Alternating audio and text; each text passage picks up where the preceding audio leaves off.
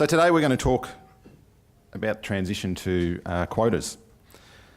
What I thought we might start, obviously it's an important issue for all of us.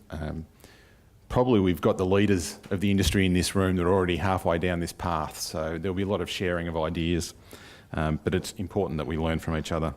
So from Vic Sport's point of view, we're hosting it to really pull everyone together to try and answer some of the questions and steer down the right path. What I thought I might do is just start with a little bit of background. So,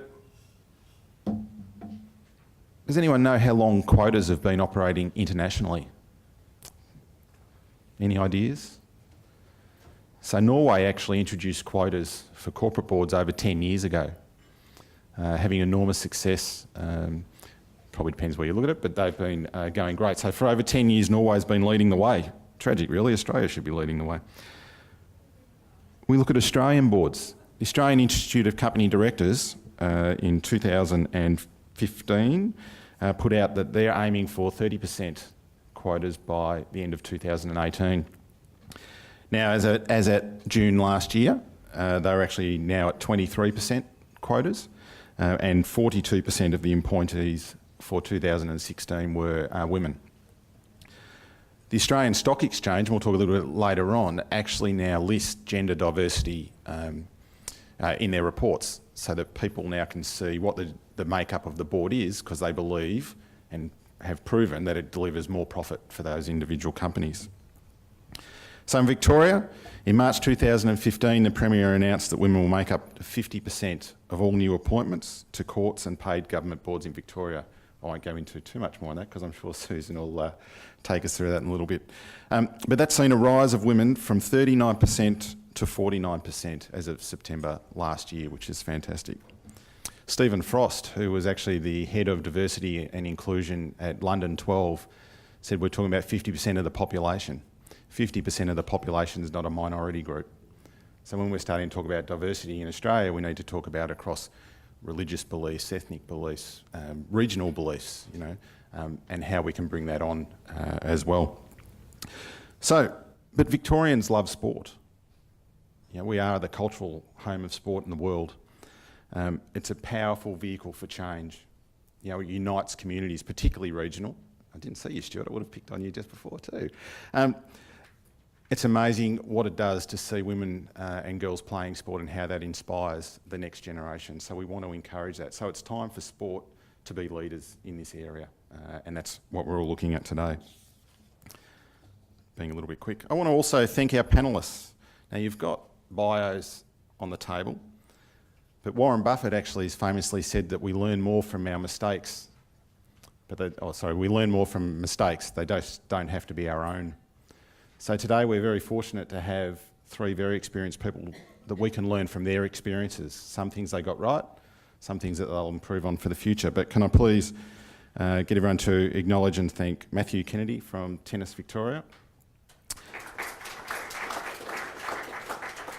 Nikki Rozo, thank you, from Squash and Racquetball Victoria, which is, I was told SRV, but a different SRV, and Alan Williamson from Hockey Victoria. So from Vic Sport's point of view, we also want to outline the support that we've got available for you. Today is the beginning of actually pulling everyone together and sharing those experiences and talking about the next steps. And so Fiona, our guru, anyway, we'll introduce Fiona a little bit later on. So hopefully by the end of the day, you'll clearly understand why quotas are being introduced, what some other of our leading organisations have done and how that's worked, and what your first steps should be. So just quickly, board diversity. We mentioned it a little bit before. It's about representing society. It's about representing our community and our constituents, making sure that we go right across that. As I said, the Australian Stock Exchange have actually recognised that diversity makes a company more profitable. They make more decisions. It was interesting when I was actually having a look at some of this. We talked about how you make a decision as a director, and they talked about for the best interests of the company. Now, historically, for the best interests of the company meant for the shareholders, which meant make more profit. But now we're starting to look about more sustainability. We're looking at who the stakeholders are in a company. So we're talking about employees, we're talking about suppliers, We're talking about service providers, environmental impacts. We're talking about the community and your customers. So there's a lot broader view now when we're looking about an organisation, particularly a sporting organisation. We're looking at how we can harness people and get them involved. So we need to take a much broader opinion. That's where that diversity needs to spread, as we said, from gender point of view in this case, but also looking at, the other range, inclusive all the way. Now, I know we're talking about increasing the women quota this morning, but ironically we're actually working with some sports that have the opposite problem, where they've got a full board of women and they're working with Fiona on how to increase their male input or quotas on the board, so that for the same reasons we want to increase that input and see it from a different perspective. So why quotas? Why 40%? It was interesting, one of the things looking through.